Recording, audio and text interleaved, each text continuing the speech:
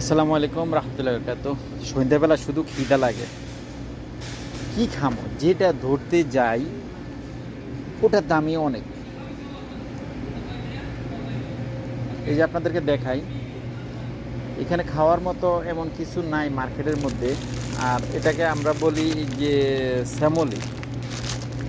এটা তো এমনি খাওয়া সম্ভব না, হয়তো সাথে ডিম অথবা অন্য কিছু স্যান্ডউইচ বানায় যদি আমরা খাইতে পারি তখন তৃপ্তি মিটিয়ে খাওয়া যায়। আর এমনি রেডিমেড খাওয়ার জন্য হয়তো বিস্কিট, জুস অথবা অন্য কিছু। এই যে এখানে দেখতে পাচ্ছেন, এই যে পার্সেল কয় পিস এখানে দিয়ে রাখছে, 12 রিয়াল।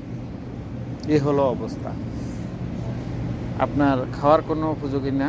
আর এখানে মনে করেন যে দেখা আছে কেক, আর আমাদের দেশে ওই যে গোলগুলা আমরা যে বিক্রি করি, যে গোলগুলাটা এই যে দেখতেই পাচ্ছেন, এই যে গোলগুলা কয়েক পিস গুলগুলা মানে পার্সেল 10 রিয়াল। কয়টা আছে ভিতরে মনে করেন যে 10-15টা আছে।